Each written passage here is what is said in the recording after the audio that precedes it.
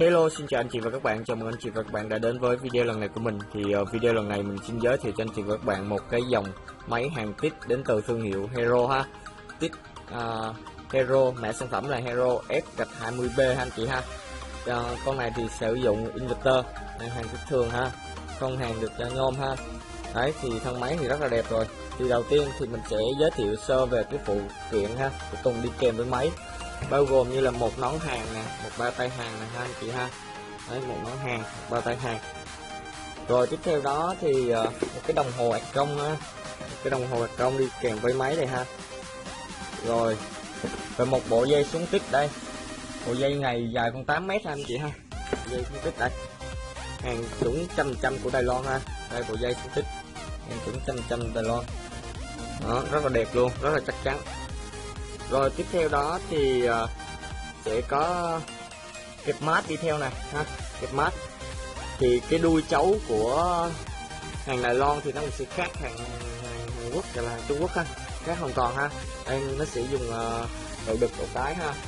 Rồi tiếp theo đó là một cái sợi dây dẫn khí ha, dây dẫn khí. Đấy, dây dẫn khí vào.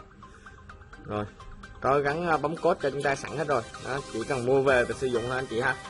Rồi tiếp theo thì mình có để trưng bày nó rất là nhiều máy ở đằng sau ha. Đây, hai ba máy mình có để đằng sau. Thì hàng này thì bên mình mới vừa về và cập đến và giao cho khách liền luôn ha. Đó, hàng này đang cháy hàng. Bên cạnh đó thì bây giờ mình đã về và đã đáp ứng đầy đủ cái số lượng cho khách hàng rồi.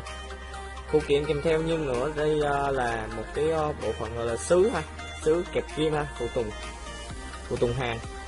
Đó, kẹp kim hàng, kim hàng đầy đủ ha, đuôi dài đầy đủ, được bọc phong bì ha, bọc con này ha. Rồi thì tới với nhân vật chính của chúng ta thì bây giờ mình sẽ hướng dẫn cho anh chị và các bạn cái cách sử dụng ha, cách sử dụng. Tại vì cái dòng này đang hiện tại là đó, rất là đẹp luôn, mẫu mã rất là đẹp, hàng rất là chất lượng ha, rất là chất lượng luôn. Thì con này thì sử dụng tối đa là 20A ha anh chị ha, tối đa là 200A chứ, 200A. Thì đầu tiên như anh chị thấy thì có rất là nhiều nút, thì con này sử dụng cơ ha, sử dụng toàn là nút cơ thôi. Đầu tiên nút này thì nó sẽ là gọi là nút điều chỉnh. Đây, điều chỉnh chế độ hàng 2T 4T, ở trên là 2T ha, đây là tắt, là chính giữa là tắt này, dưới là 4T ha anh chị ha. Hàng lặp đi lặp lại ha anh chị, hàng lặp đi lặp lại.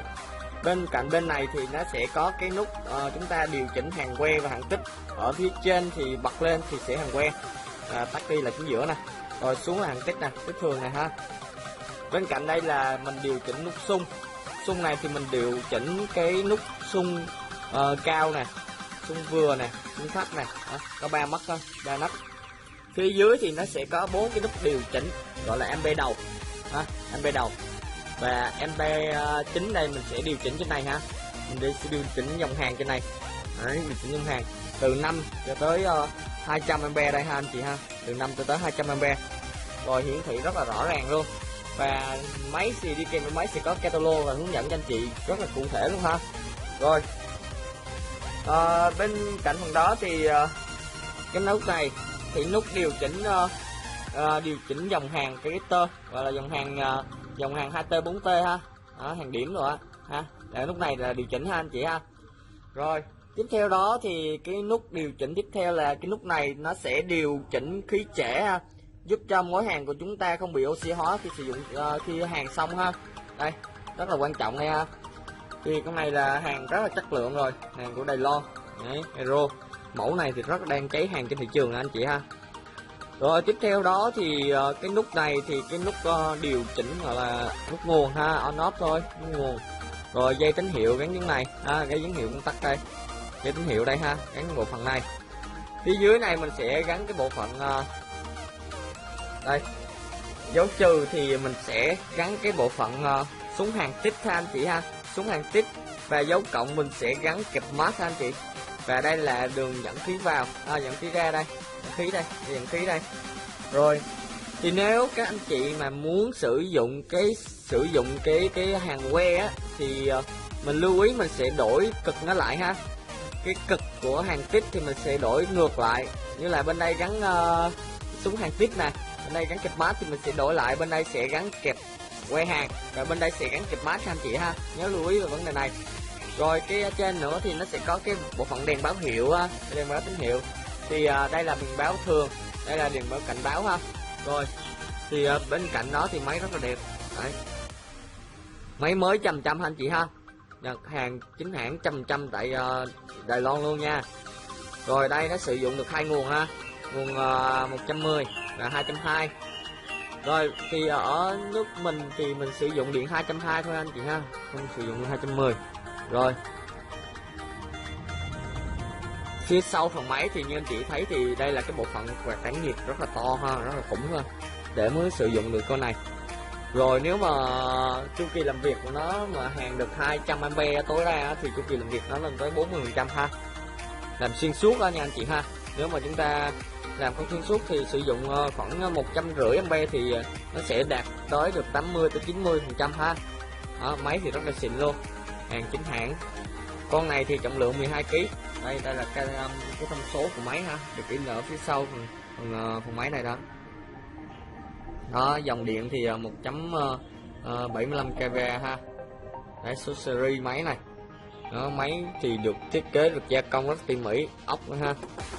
Lớp vỏ thì như anh chị thấy thì rất là chắc chắn luôn, và sơn cái lớp cách điện ha, rất là an toàn. Phía dưới thì sẽ có cái đường ống dẫn khí vào ha, rất là đẹp, máy rất là đẹp luôn. Dây nguồn đây, như anh chị thấy thì dây nguồn rất là to.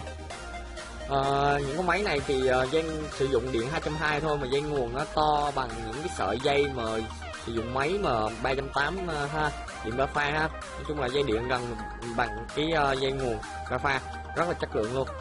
Đây, rất là chất lượng luôn, rất là đẹp. Máy mẫu mã thì rất là đẹp ha, mẫu mới ha. Đó. Rồi các anh chị xem sơ qua ha.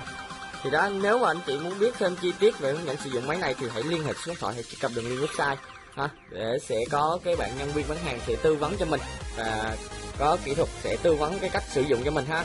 Và bộ phận báo giá thì sẽ có nhân viên bán hàng, nhân viên kinh doanh sẽ liên hệ với mình, thì mình cứ để số điện thoại lại thôi, thì anh chị cứ để lại thôi rồi bên em sẽ tư vấn ha. Rồi cảm ơn anh chị và các bạn đã xem hết video lần này của mình.